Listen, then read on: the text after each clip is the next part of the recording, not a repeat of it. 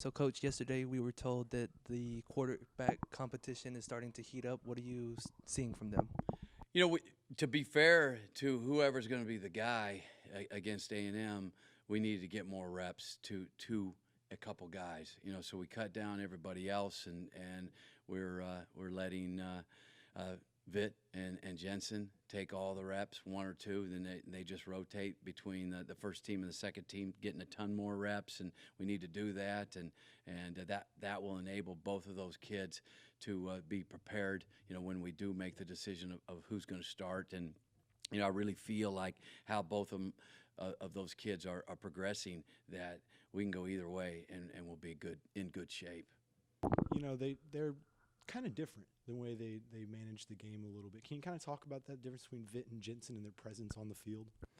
You know, their skill set's a little bit the same. You know, Gresh will spend a little bit more time processing, you know, what the defense is doing and try to get us into some checks, and Tyler will kind of let it go, and you know, he can take off and run also. Very athletic guy, and can run, but I think they both complement each other, and you know, we've got two guys that can run this style of offense, but they are a little bit different. But you know, I think that whoever's in the game, you know, they're able to operate it. They're both very intelligent, and that's the biggest thing. You know, both of those kids have a grasp on it, and when I give them a play, they know exactly where they're going with the ball, and that's the key. And we struggled with that in the spring, and you know, early this fall of not putting the ball where it needed to go. Now we're giving guys a chance to make plays, and things are working out.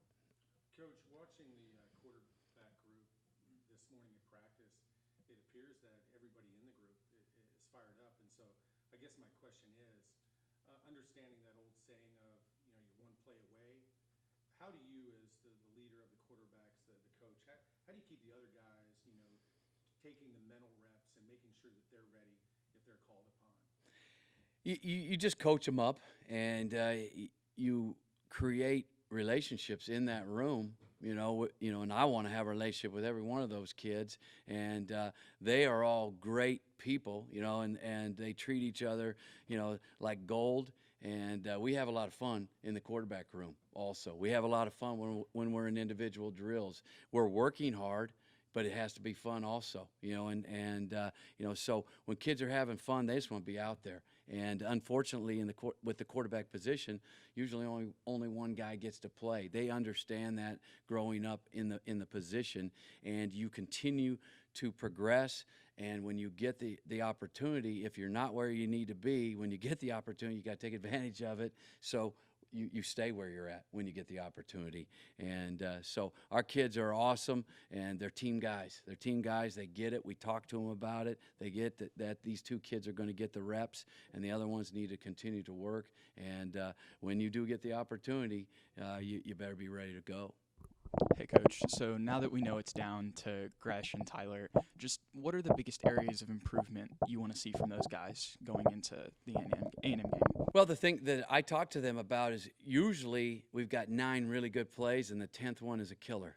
And we've got to eliminate that throw that we absolutely can't make, that it's a turnover, it hurts us. You know, you got a first down, it's a critical down, the guy's wide open, we don't make the throw. You know, things like that. They've got to be able to get us first downs, put the ball where it needs to go. But we've had a few situations where you get done with that play and you're like, man, we'd like to have that one back. You know, it absolutely can't do that again. You know, so hopefully they're banking that knowledge and experience over every play, where we can get to the point where we really clean it up, and everything we're doing, it's aggressive, but it's not reckless. Coach, both Vitt and Jensen, they kind of have similar physical builds and physical abilities, but can you talk to me about the intangibles that they differ on, and maybe some of the things that they share? You know, Tyler's a guy that you know, he really relates well to the team, and you know, they really enjoy being around him, and you know, I think that helps at the quarterback position also. Gresh is a guy that he is so prepared. I've never coached a guy that's more prepared than Gresh, to where the teammates know how much he's working, how hard he's working to prepare, and they appreciate what he's doing for them. So I think in different ways, they're great team players and great teammates and guys that the old linemen and the other guys on the offense, that they want to be teammates with those guys, and they will raise the bar, and guys will play better. And I think if you guys have watched over time, we're getting better every day. We're getting better. The guys around them, those quarterbacks are making the guys around them better. Coach, obviously now it's down to 2 quarterbacks. When it comes to making a decision week 1, is it easier or harder now when there's only 2 quarterbacks to make a decision for? I think it's always hard, and especially when you got 2 really good ones. It's nice, Coach Spav and I were talking about it. Last year he had an easy one. Will Greer. And when you have that guy that's just set in stone, that's easy. And now we've got 2 really good quarterbacks, 2 guys that can win games for us, and we got to make that decision and who we're going to go with, and hopefully it works out in the wash, and we've got a tough decision to make, and we've got a few more practices until we have to do that, and so I can't really tell you which way we're going. It's really tough, and Coach Spav and I shake our heads every day because you start leaning one way or the other, and the other guy goes out and has a heck of a day. So who knows? We'll see. Coach, would the plan be on the 29th, whoever coming out of practice is the guy, give him the keys to the car and say, go, make it happen? Or would there still be the thought of maybe alternating by series, quarter, whatever? You want to put that first guy in and let him know that he's got it, but he's also got to know that, hey, if we put the other kid in, it's not we're pulling you, we're giving him an opportunity. And I would like to be clear cut. Who we choose plays great for us, and we don't have to worry about that.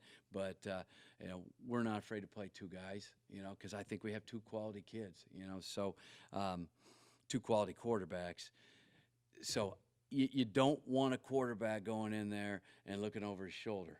That's absolutely not what we're going to do. But they're going to know that maybe this, the 2 gets a rep at some point, maybe in the second quarter, whatever it is. But we make a decision. We want that guy to know that he's the guy. You talk about, obviously now it's down to Gresh and Tyler. Do you know what role Gibson's going to be taking as he moves forward with the team? Jalen's just going to continue to work because, like we said earlier, you're one snap from being the backup. So you have to stay in quarterback mode. You got to work your tail off in drills. You've got to take visual reps. You got to watch everything that those guys are doing, even though you're not in there. Think through the process. Think through the call. Where am I going with the ball? Because you can get thrown in that situation very quickly. A few years ago, we had a senior transfer quarterback from Kentucky and Montana, and 3rd game of the year, he gets injured, and Gresh is thrown into the mix as a redshirt freshman, which he never thought that he was going to be in. So you never know what's going on, and so they've got to continue to train, and we hope that there's not an issue that a 2 or 3 has to go in, because whoever we put in there, we're going to keep him healthy and rolling. And also, can you talk about the development of Cedric Case and how he's developing and what he needs to improve upon as he goes through the years?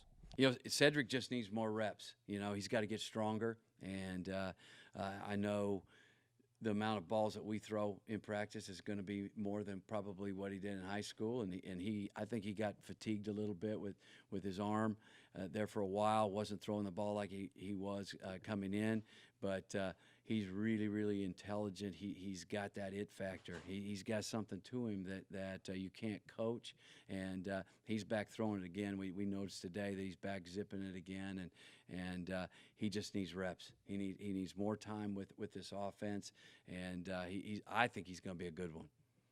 All right, enough about quarterbacks. Let's talk about the offensive line a little bit. It seems like it's been pretty consistent with that first unit that's been going out there, and pretty big guys. Have you seen progression? Have you noticed an advancement with these guys? Now, absolutely. Now that we haven't kind of shuffled guys in and out, and you got that one group of 5 guys that we finally settled on, that first group is pretty solid. We're not blowing protections and giving up tackles for loss on run game, like we had, and that that first five, they've got to get that cohesion. You know, they've got to get used to working with the guy next to them, and they're coming along and just being around those guys.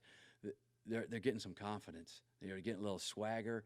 You know, we've had some success running the ball, and really having some great days in practice running the ball. And when you can do that, the O-line will start getting confidence, and it's snowballing right now. And it's nice that we could set the depth chart and not play a ton of guys right now. We just settle in on who the five we think are going to start the game at Texas A&M and get those guys ready to go. But I'm really pleased with how these guys are progressing. Coach McGuire has done a fantastic job of developing these guys, you know, physically, mentally, the whole 9 yards. Fundamentally, you know, we're starting to really look like a real offensive line.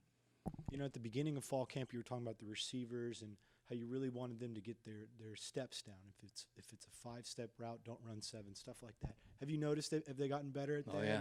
Yeah? Oh, it's way better. And the pressure that it puts on a DB when you get that last 2 steps of a route is huge. You put pressure on them, they start getting to going and running, because we throw the ball down the field, you know, a lot, and those DBs don't want to get beat deep. But if you cut your route short, they can drive on the ball. And we really focused on it. The kids in the player run practices focused on it this summer, and we have gotten to the point where we count it out. It's perfect, you know, and when they do that, they've seen when they get the routes to the top and the right steps, how good it is and how open it is. So they're having some success. They believe in it now.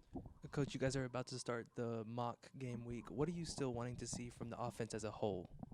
Just never being satisfied. You know, we have so many things that we can still be good at. We've you know, against our defense, it's been every other day. I mean, we might have a good practice, and the next day the defense is having a very good practice, and that bodes well for our team to not be one-sided, and we're going after it.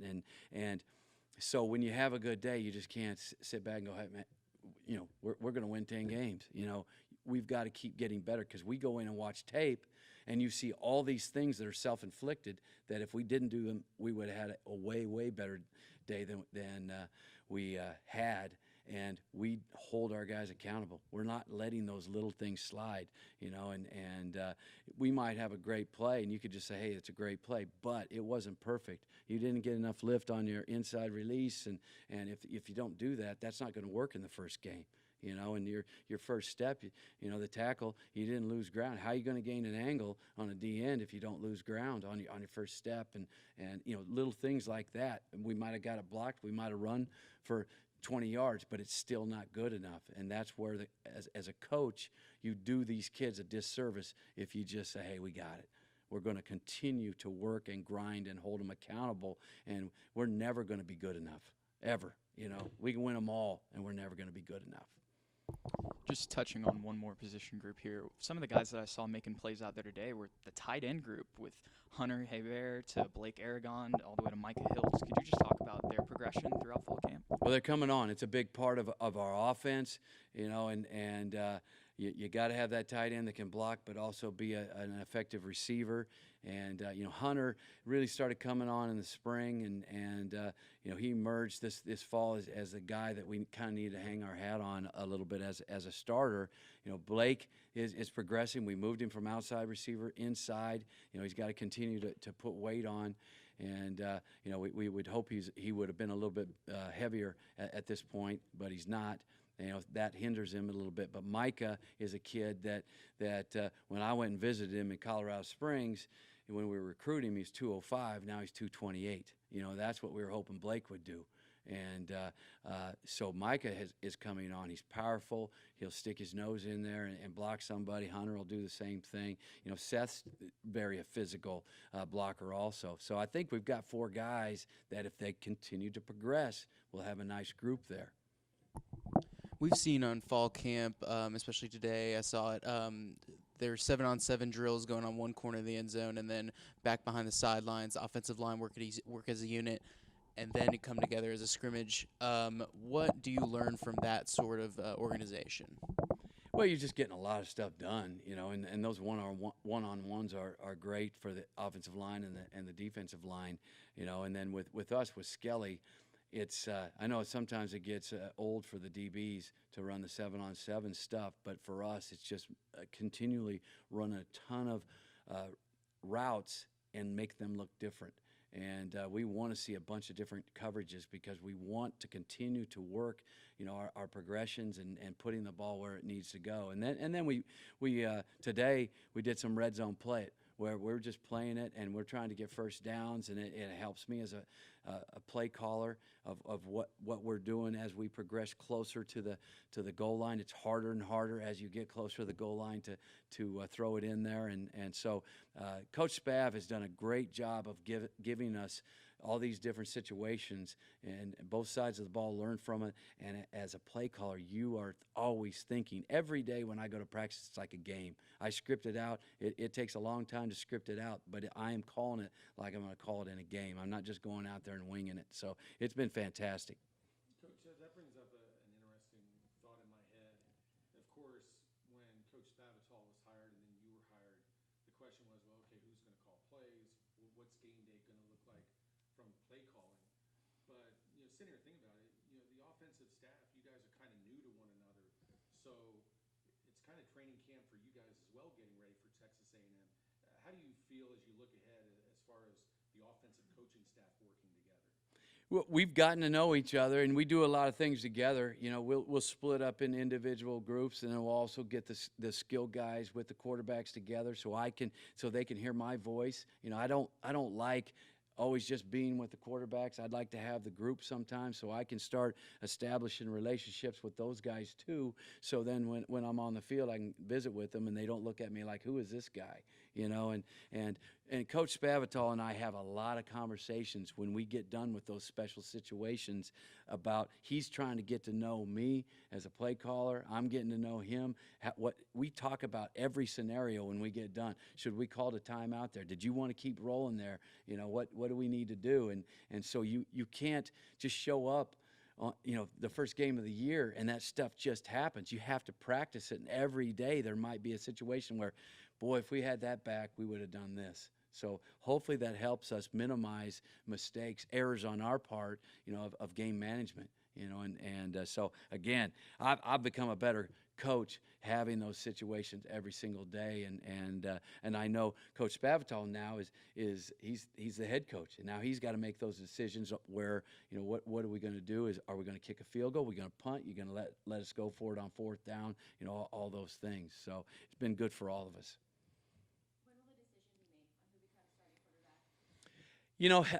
We've got a few more practice left, and you would like to see somebody kind of break away from the pack, so we'll continue to have dialogue about that, Coach Spavital and I, and you'd like it sooner or later, sooner before later, and get that guy going with the ones and not having to take any 2 reps. So I hope it's soon. Who had the better day between Gresh and Vitt today?